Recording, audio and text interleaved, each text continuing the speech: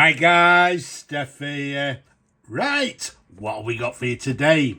Well, what we've got for you is a lovely, handsome fountain pen.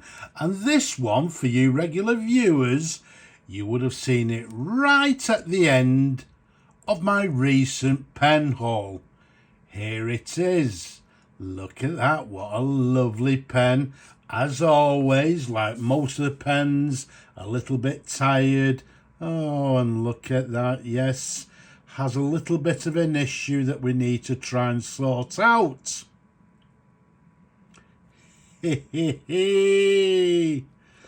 Now, have we sorted that issue out? Well, we'll show you in a moment. But take a look at this lovely, handsome fountain pen. Absolutely stunning. Let's go straight to the barrel imprint.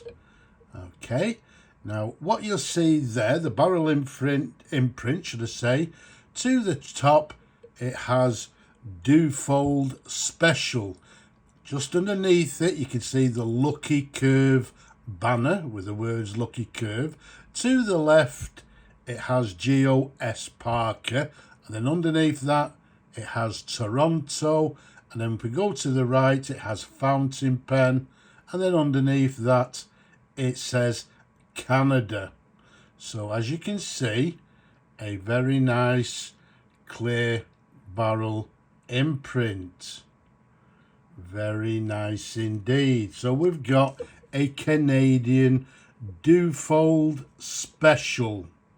Now, for you people in the know or not in the know or not too sure, maybe like myself, the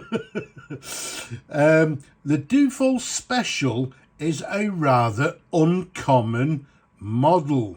Okay, now some of you will look at it and you'll think, oh right, that's the Big Red. Well, it's not actually the Big Red, although yeah, you know, if you want to, you can call this the Big Red because it does apply. But the Special is actually, it's a Duofold Junior. Well, it's the senior little brother, i.e. like the Junior, but it has the Junior, I think is it the Junior length? No, I tell a lie.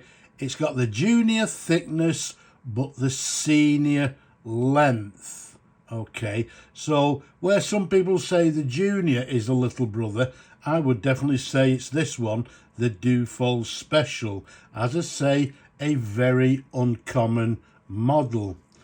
But very strangely, I'm just asking in the back of my head, why did they make so many different models? Because this one, compared with the Big Red, there's not a great deal of difference. So why did they make all the little, you know, the different named pens and the slightly different sizes? You would have thought it would have been easier to stick to maybe one or two sizes, but hey ho, that was Parker of the time. I'm going to say of the time, this one I am dating around 1929. The size of it, from the top of the cap to the bottom of the barrel, it's 135 millimeters capped, and round the diameter of the barrel it's a very nice chunky 12 millimeters in diameter. And as you can see, it comes in this red material. I think Parker actually called this the Chinese red. Okay, but within the sort of pen community and the collectors, it's just better known as the Big Red. Okay, well, the senior is, but this one, as I said, you can call it whatever you want. But yeah, it's this red material. When I say material, I'm saying that this one is actually the sort of Parker developed their own sort of what they termed as a permanite or a celluloid, and they developed it with the company DuPont.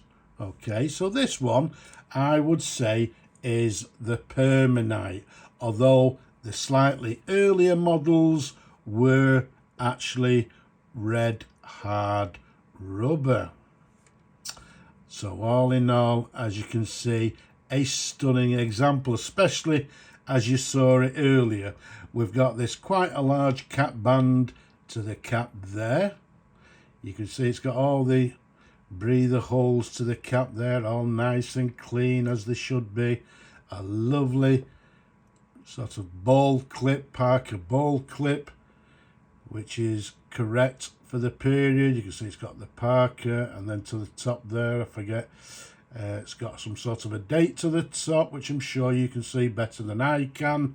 And then on this particular case, we've got this finial, or this flat top button to the very top, as you can see, and it's got this sort of milling running round the top of the cap there, as you can clearly see. Okay, which actually sort of matches this blind cap here. You can see the blind cap slightly concave, but also has this little milling to the end of the blind cap. And incidentally, just very briefly, you'll notice the blind cap on this one actually has the number 6. Now let me ask you people out there that are in the know, who may actually know, what does the number 6 stand for? Because I've seen the blind caps with numerous different numbers. Do they relate to the model of the pen? I'm not 100% sure. If somebody is 100% sure and can help us, then please leave a comment down below, because we're always learning. So once again, a stunning example. Let's unscrew the cap for you. Let's show you the pen in numerous different angles, and you can see it's in absolutely gorgeous condition. Now remember earlier on the before, it had rather a bit of a problem with the threads. If I turn it round for you, there you go, you can just see a little bit there. I wanted to take off as least as possible, but keep it, you know, keep the sort of repair, if you like, as best as I could. And I think that is absolutely spot on and works very well indeed. So what we actually did, we actually sanded down maybe a couple of millimeters to get rid of sort of the top threads, but it's still, we've still got a lot of threading left, and it threads the cap on as it should do without any problems. We've got the section there, you can see a very typical Duofold sort of lucky curve, yeah, section, as you can see there. We've got this beautiful nib here, and let me keep it, in fact what I'll do, let me just, yeah, what we'll do, let's show you a close-up. Okay, so there's a nice close-up of the nib. It reads Parker Duofold, and then it's got pen, it's got Canada, which is correct for the pen, and then a letter D to the very bottom again. And it looks to have a slightly broad nib, as you can see there, maybe slightly oblique, but a lovely large nib. A large part of the nib is actually inside this section. The nibs on these pens are actually very large. There's the sideways view, and then underneath there what you can see is the feed, and it's got the correct, like a Christmas tree feed, and it's actually the correct lucky curve feed, in that when I went to dismantle the pen, to service it, clean it, to put a new sack in it, the curved section of the pen was still on the feed. So let's show you that.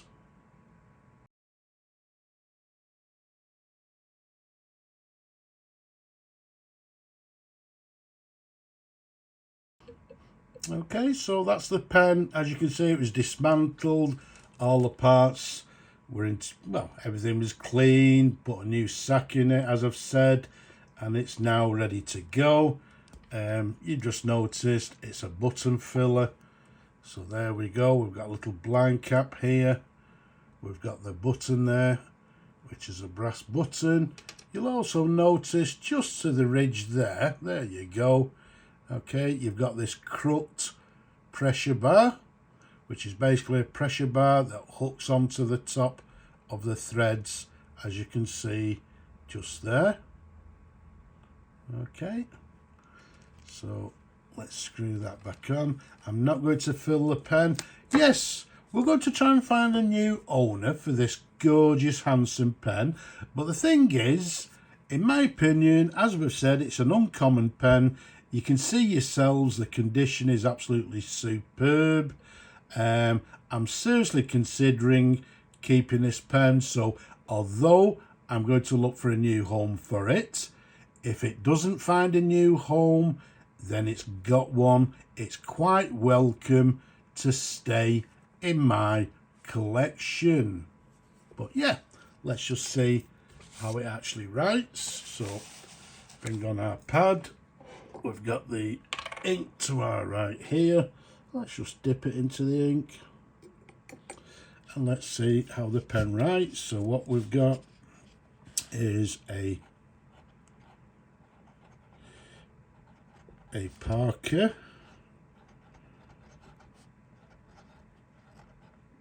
Duofold. Okay, so let's give it another dip, because as I say, it's been fully cleaned.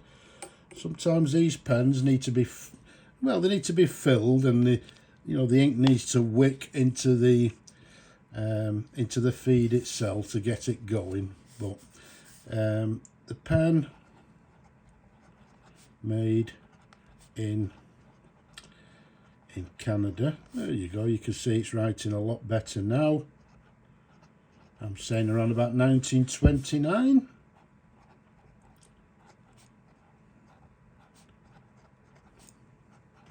And yes, it does. It has a little bit of variation on the line in that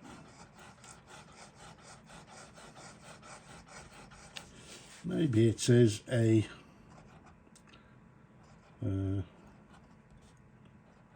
oblique nib.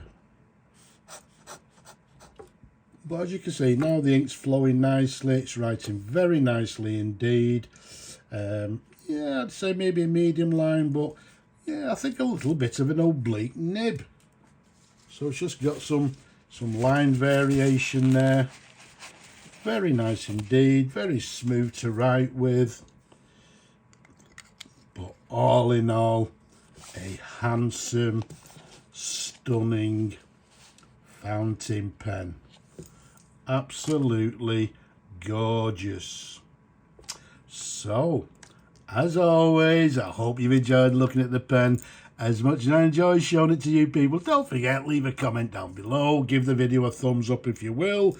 Don't forget to subscribe. Okay. As I said, leave the comment below. I asked you a couple of questions. See if you can answer them for me, maybe. But for now, I'm just going to say Slava Ukraini from me in this gorgeous pen. Bye-bye for now.